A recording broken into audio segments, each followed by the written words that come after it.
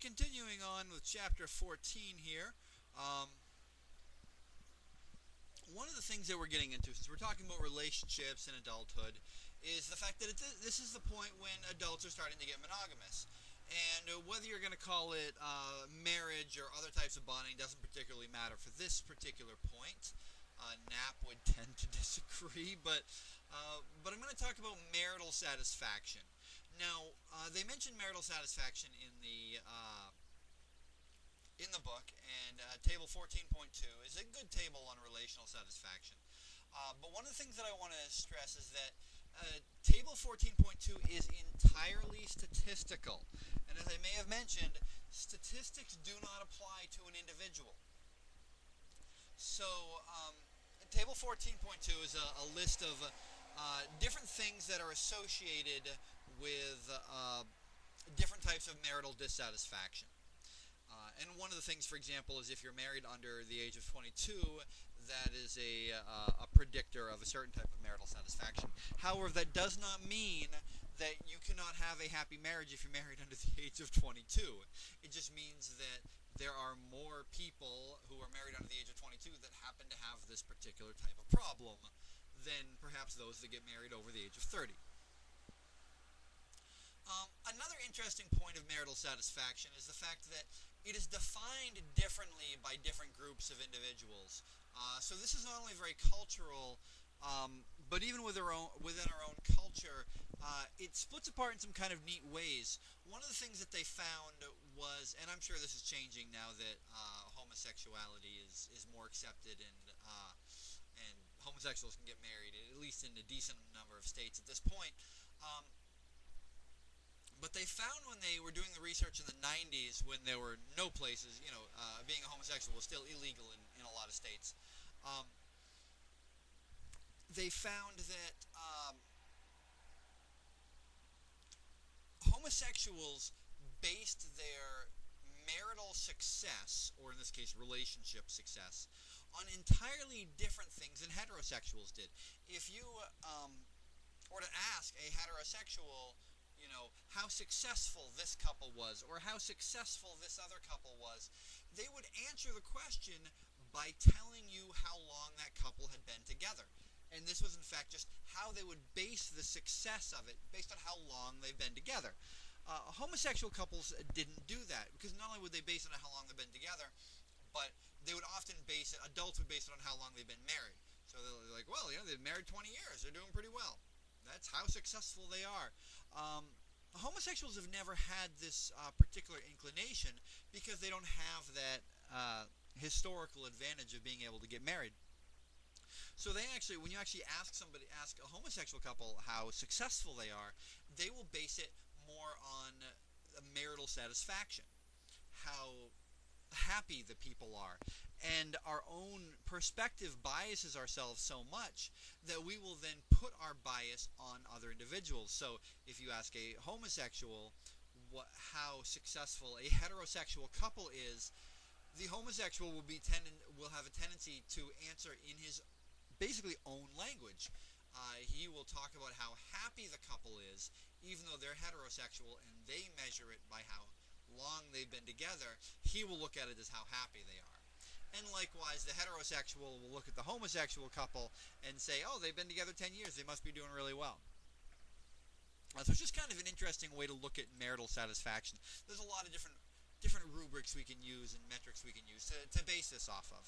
And one is not necessarily any better than the other, but it is interesting to think about, because if you are looking at relationship success in a particular way, you might want to think about whether or not you want to continue to look at it that way. Maybe you want to look at it as a function of time, or maybe you want to look at it as a function of happiness, which is why they look at marital satisfaction, because it kind of tries to alleviate those particular things in the source of an experiment. They also talk about cohabitation in the book, which is also interesting, because adulthood is where you start not just having romantic partners and life partners, but you start living with them. And there has been a lot of statistics put on cohabitation that you have to kind of take with a grain of salt. And the reason for this is because statistically, they do not control for what is called a third variable problem. A third variable problem means that you have two things that are connected. But you can't really have a cause and effect between the two things because there is a third variable that is actually making the cause and effect. So, as an example,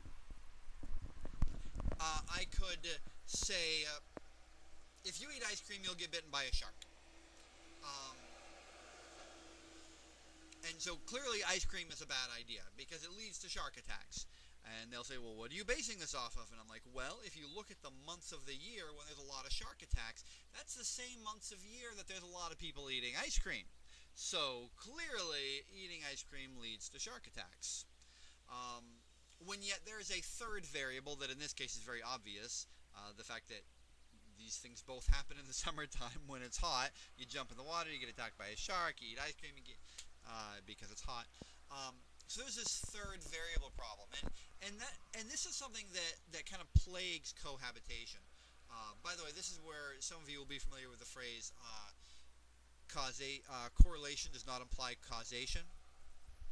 That is, by the way, a true phrase. It does not imply causation. It can mean it. You can actually use correlation to prove causation, but it doesn't inherently imply it. So be careful about throwing that phrase around a little too much. And so cohabitation has some of these things. Cohabitation has been highly correlated to divorce. People who are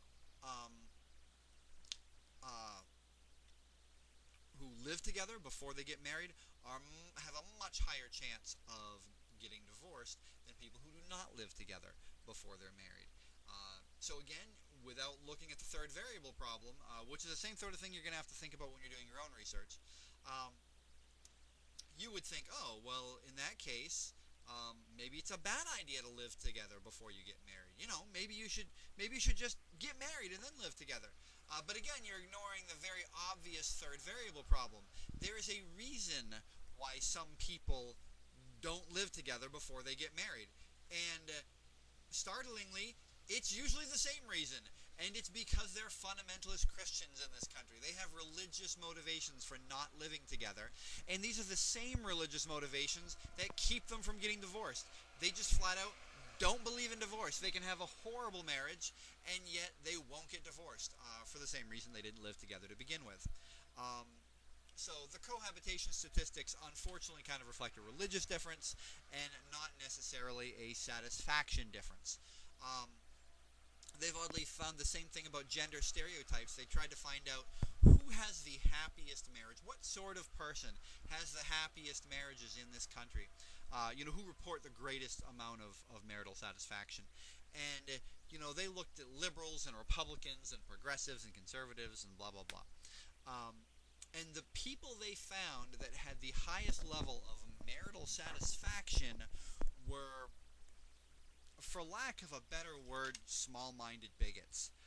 The people who were really into gender stereotypes, they truly felt that the woman's place was in the home and the man's place was to earn money for his woman, and it was a shame for him to ever change a diaper, and it was a shame for her to ever have to get a job because it was some sign of weakness of the male, and just these, really 1950s gender stereotypes, these family stereotypes. These people report the highest levels of marital satisfaction. But again, there's this big religious variable that kind of goes unsaid because these people report very high levels of satisfaction because these people are very easy to please. They're kind of simple creatures when it gets right down to it. They have very simple needs. They throw them out on the table. They have the exact same beliefs, and their beliefs actually restrict them from even thinking about other things, from even contemplating whether or not they're going to be unhappy, because unhappiness could lead to divorce, and surely they can't do that. So there's a lot of things related to marriage and kind of the evolution of marriage and relationships that you have to kind of be wary about when listening to statistics on them. Now, adulthood is obviously the same time. Not only do you have family, but marriage, but you also start to have a family, and so you have to start to kind of deal with some of the problems that they do, and they go into this really well in the book. So I'm not gonna go over this too much. One of the things that they don't really go over clearly is the best way to deal with problems with children, the stress of children. If you think about all the pain in the butt that children cause, which can be numerous, the best way to deal with these things is not to do it alone. And let's face it, every time you go into the grocery store and you see some woman with her two hellish little children, and she's trying to do one thing, and her kids are being a pain in the butt in another place, she never seems to have her husband with her. And this is because we kind of evolved as emotionally needy children, and the two family, I mean, again, I understand the husband isn't always available, but having the children with you all the time is a bit of a problem. We're designed to not have to do this sort of thing alone. I mean, I'm a single dad myself, so I understand that this isn't necessarily always an option. I personally had to do all my grocery shopping when my children were doing other things. I had children going to school, that's when I do the grocery shopping. If they're visiting, grandma for an hour a week, I have that hour a week to do grocery shopping. And it's just a very good solution for it if you happen to have the resources. And that leads us, of course, to social support. We have all these problems that we have in adulthood. We have stresses, and we love talking about our stresses. And this isn't a course on clinical psych. And obviously, you have tons more stresses as an adult than you have as a teenager, because you have real problems at this point. Problems that can't necessarily be solved just by saying, you don't understand me, you're not my real dad, and storming off to your room. That sort of crap just doesn't work when you're an adult. You have to deal with these things. So the stress is really a lot more. And so we have a lot of social support. And this is all about trying to get the individual needs that you have met in some sort of a social atmosphere. And they go over this a little bit in the book. One of the things they failed to mention is that certain groups of individuals get more social support than others, although this doesn't necessarily mean that they're any more needy. Men, for example, get far less social support than women, and we like to see men as not being as emotionally needy as women, or not even being as emotional as women, which is a complete farce. Men have experienced the same range of emotions as women. We're just socialized in this particular country to be very independent with our emotions. We know the emotional support isn't going to be there, so we have to deal with it ourselves. And sometimes not so well, just like everybody else. And so we have these groups of individuals that are seen as having a lot of hardships, and so we go ahead and support them.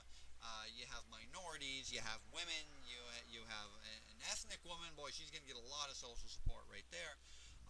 Where meanwhile, you have, the stereotypical white male who has just as many needs and emotions as somebody else, but he's kind of seen as indestructible.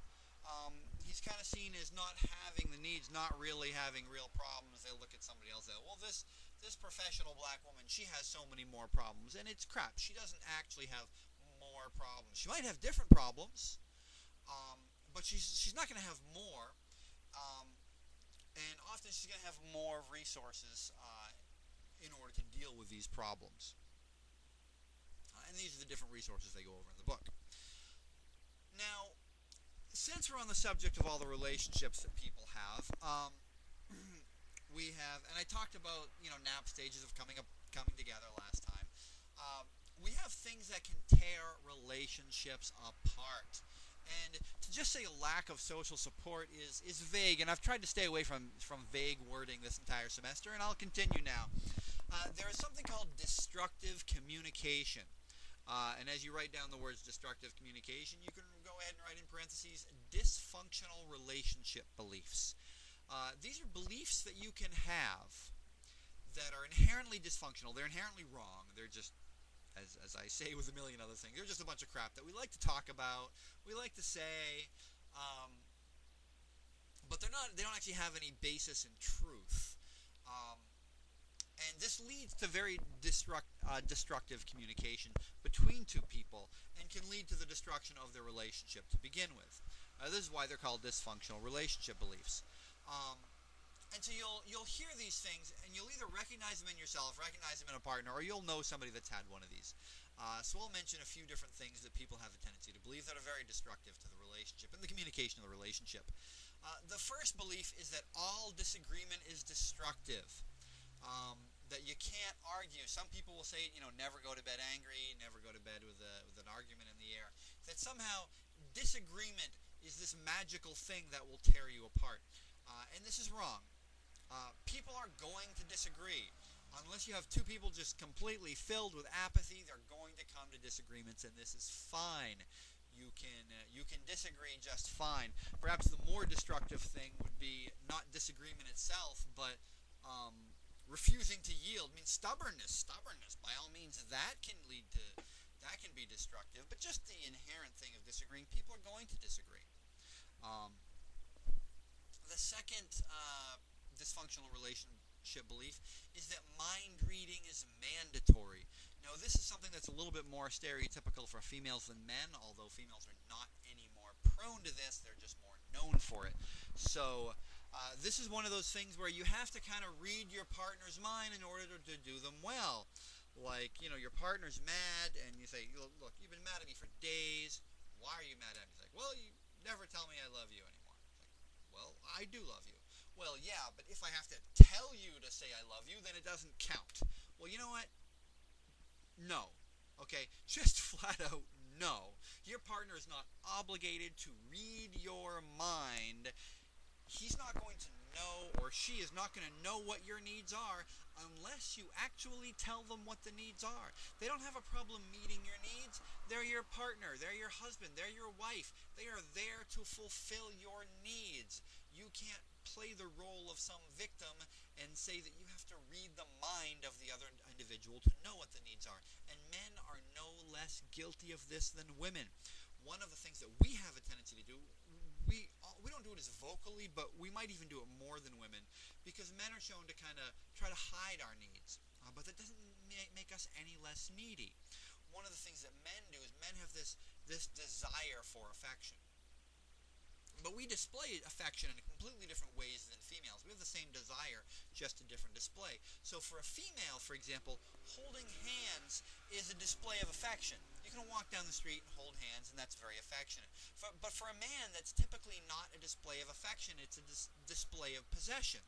It's a display of, this is my woman, this is my man, this is who I am with.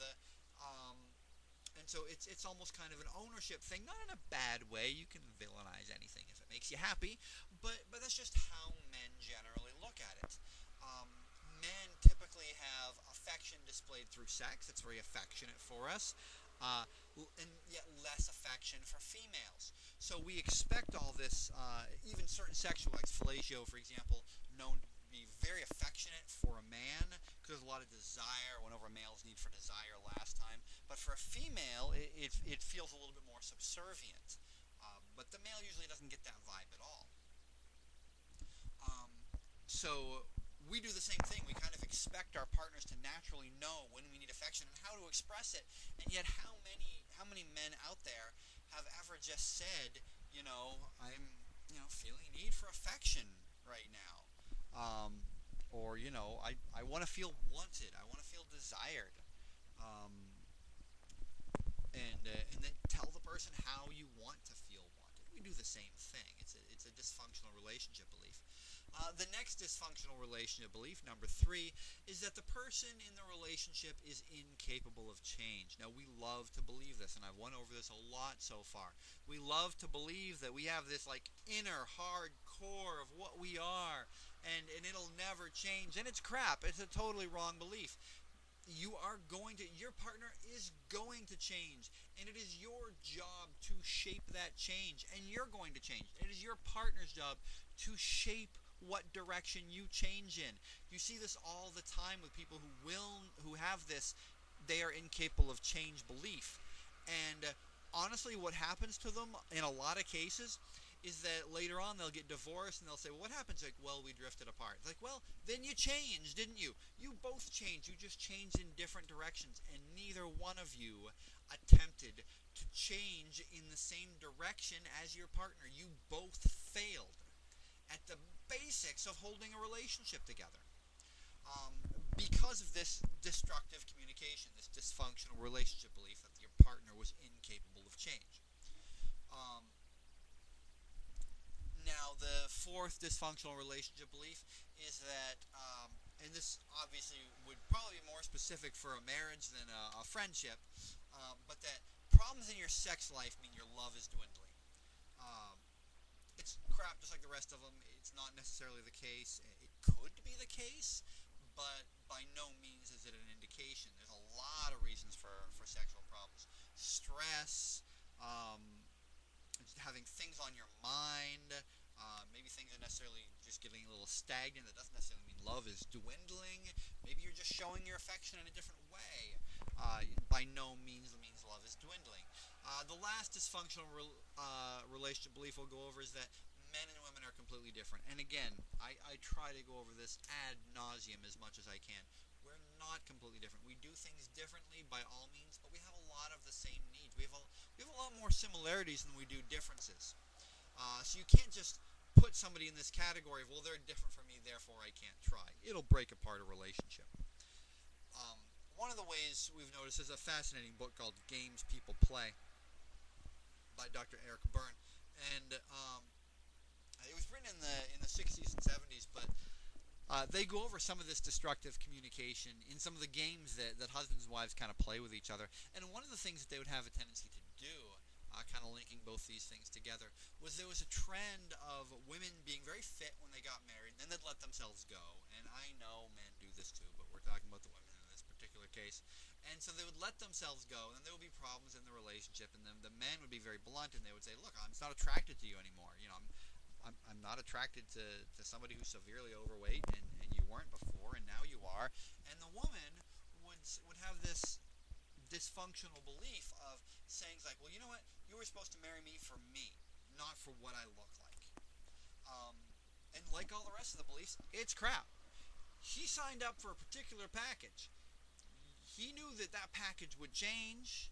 It would evolve over the years, but the amount of effort you put into yourself wasn't supposed to be one of them. To no longer make yourself out to be attractive to your partner is going to have effects on them. It's going to make them feel not needed, not loved anymore. And you can't just dismiss this as saying, well, you're supposed to love me for me. Well, you has changed. And you was going to change, and you have specifically designed your change in a way that doesn't keep your partner in mind. And this would go to effect for any changes that don't keep your partner in mind. So this all leads to the last thing that I want to cover here, and that is relationship maintenance. Now, we can maintain relationships, we can keep all these problems from happening just by a few basic things that we do on a regular basis. The first piece of relationship maintenance that I want to go over is going to be positivity. Now, this is related to something called Gottman's magic ratio. And I may have mentioned this before if I was talking about the negativity bias. But this is just being positive in a relationship, not talking about negative things all the time. Gottman found that for every one negative thing that you said, and when I say negative, I just mean something depressing, you know, like complaining instead of complimenting. For every negative thing you said, you had to say 5 positive things, or else you were just an unpleasant SOB to be around. So this level of positivity can make a really big difference in a relationship. If you're just miserable to be around, they're not going to like to be around you anymore. I mean, do you like being around somebody that just complains all the time? And it's easy to fall into that category because you have all the stresses, and your partner is supposed to be a confidant and somebody you can express yourself to. But at the same time, you also have to understand that this is a person with feelings, and they don't want to just get bogged down by you being an unpleasant person. So you have to maintain positivity. You also have to maintain openness. This means that you have to be able to talk to your partner. This is something that some people stress more than others. Some people are not open with their partners, and it works out fine for them. But for a lot of people, they want their partner to actually be able to be open with them. They can't trust you unless they think you're really talking to them as an equal. The third strategy is assurances. And this is probably one of the most important things for all relationships, and we're not just talking about. Granted, none of the relationships we're talking about here were necessarily just sexual relationships or romantic relationships. I mean, you can't be miserable to your children either and have them still want to be around you. They'll just, hate you at that point. Like, you'd hate anybody who was negative all the time. But assurances are some of those things that are really needed. Assurances are when you basically address the person's need. So, when you tell your partner, I love you, what you're basically saying is you're addressing the fact that they want to feel loved, that they want to feel needed and wanted. And this is an assurance. Now, you can look at it as positivity because I guess it's a nice thing to say. But really what it is you are assuring them, reassuring, however you want to look at it. But we can do it much more directly too, and people scoff at this, but it is really, really good advice. You can actually directly assure your partner. I do this all the time. It helps that I'm weird, but your partner will get used to it if you try this. Men, you can actually tell your partner something very direct. You can say to them, like, you know what? You are my favorite person. I would rather be around you than anybody else. If it's true, go ahead and say it. There's nothing wrong with that. That sort of honesty is kind of awkward, but is that the sort of honesty you want in a relationship? For most people in this country, yes, it is. They want to be able to say that directly. They're a little bit shy about it. But again, you need the openness with somebody. And often when you say, I love you, that's basically what you're saying. You're saying, you are my favorite person in the world. Instead of saying something shallow, like, you're beautiful, say something direct. Just say, I really enjoy looking at your face. It sounds blunt and silly almost, but it's this sort of assurance that really can keep a relationship together. We call it romance, but it isn't. It's just actually addressing the needs of the other individual. Romance is addressing the needs in some flowery way. You don't need to do that. Just give them assurances. Just acknowledge that they have needs and desires too, and use words to deal with them. The next method of maintaining a relationship is to share activities. And by the way, assurances can be used in a workplace too. One of the things that I do in a workplace is there are certain phrases that I use all the time just to give assurances. I tell people that I'm looking forward to something. So I can be calling up somebody for a job interview, and they say, okay, well, okay, we'll have this interview, and it'll be on the 6th at 10 p.m. Instead of just say, okay, well, I will be there on the 6th then, like a lot of people will say. Instead, I try to do the assurances. I'll say, okay, well, thank you very much. I'm really looking forward to that. My boss has emotional needs just like anybody else does. And letting them know that you are looking forward to meeting them is something that they're going to need to know.